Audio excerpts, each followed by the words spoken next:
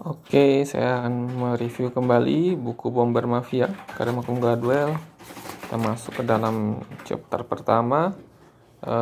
Chapter pertama ini banyak menceritakan tentang tokoh Norden. Ya, kenapa Norden ini spesial? Bahkan ya ada sebuah TED Talk dari Malcolm Gladwell tentang Norden ini ya di halaman 14. Ya, Norden ini unik karena dia lahir di Indonesia saat masih terjajah oleh Belanda saat itu, dan dia seorang sarjana teknik, seorang insinyur. Dia menemukan sebuah alat yang sangat penting dalam Perang Dunia Kedua. Ya. Di halaman 17 dikatakan bahwa salah satu masalah terpenting di abad 20, ya ada beberapa ya. Nah, di sini dikatakan bagaimana vaksin gitu ya, itu pupuk, itu adalah beberapa masalah di abad ke-20 ini. Oke, kemudian mobil yang cukup murah ini juga permasalahan. Tetapi salah satu permasalahan penting di abad ke-20 itu adalah bagaimana menjatuhkan bom dengan tepat, ya. Menjatuhkan bom dengan tepat ke sasaran. Ya, pesawat terbang membawa bom, kemudian harus menjatuhkan bomnya tersebut ke sasaran. Itu adalah permasalahan yang sangat penting, karena ternyata di Perang Dunia ke-1 banyak korban cedera akibat bom yang salah sasaran tersebut. Dan juga bahwa para penerbang ini di halaman 20 ya disampaikan memiliki mimpi, ya, bahwa kehancuran seperti di Perang Dunia ke-1 itu bisa dicegah kalau negara punya kekuatan yang sangat hebat. Salah satunya adalah kemampuan untuk menjatuhkan bom dengan akurat, sehingga akibat kemampuan tersebut musuh akan gentar dan menyerah. Ya, maka ini menjadi sebuah tantangan yang sangat menarik ya bagi para insinyur dan para peserta Perang Dunia saat itu. Dan di sini di halaman 21 dijelaskan mengapa sulit sekali ya untuk menjatuhkan bom, ya, menjatuhkan bom dengan akurat. Ilustrasinya adalah kalau kita sedang mengendarai mobil dengan kecepatan 100 km per jam, lalu Anda membuka jendela, lalu kita melemparkan botol minuman kita yang sudah kosong ke tong sampah. Bagaimana kira-kira? Tentu sangat sulit ya, apalagi kecepatannya 10 km per jam, 100 km per jam atau 80 km per jam. Tidak harus mobil ya, Anda cukup menggunakan sepeda saja, kemudian Anda melempar botol itu akhirnya masuk ke dalam tong sampah pun itu adalah tantangan yang sangat sulit. Nah, bayangkan sekarang Anda di atas sebuah pesawat dengan kecepatan 300 sampai 500 km per jam, ya, menjatuhkan bom dari ketinggian 9.000 meter. Kemudian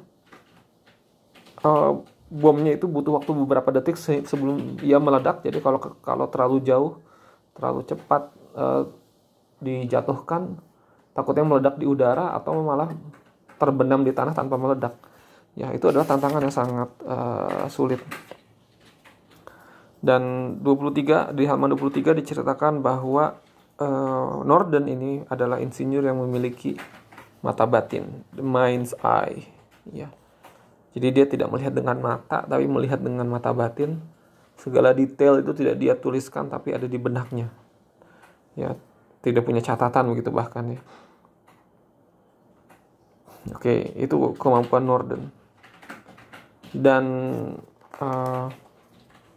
Norden mulai menggarap, jadi akhirnya menggarap masalah pembidik bom pada tahun 1920. Nah, dia mendapatkan kontrak dari Angkatan Laut Amerika Serikat. Kemudian ya intinya di Amerika Serikat ya dia berperan. Kemudian jadilah alatnya tersebut yang nama resminya adalah Mark 15. Ya, alat tersebut beratnya sekitar sekian puluh kilogram ya. Jadi dipasang di pesawat dan butuh pelatihan 6 bulan untuk bisa mengoperasikan alat tersebut. Nah, sini dijelaskan detail-detailnya bagaimana cara untuk menggunakan alat tersebut. Nanti di halaman 27 kemudian dijelaskan bahwa ada 3 anggaran terbesar di Amerika Serikat. 3 program dengan anggaran terbesar. Yang pertama adalah pesawat pengebom B-29 Super Fortress. Yang kedua Manhattan Project. Ini untuk menghasilkan bom atom. Dan yang semuanya ini memiliki daya hancur ya. Super Fortress, Manhattan Project untuk menghasilkan bom atom. Tapi yang ketiga, yang paling besar adalah membuat pembidik bom. Ya, dia membuat sebuah komputer analog 25 kg. Ya, digagas dalam pikiran rumit Norden. Dan dia berhasil ya. Kenapa ini demikian penting? Karena ini mewakili sebuah impian terkuat dalam sejarah perang. Kalau kita dapat menjatuhkan bom ke dalam tong dari ketinggian 10 km, kita tidak perlu pasukan lagi, kita tidak perlu mengorbankan manusia lagi, tidak perlu menghancur leburkan kota.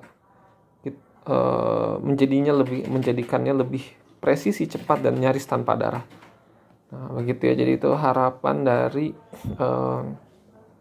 para pelaku perang pada saat itu.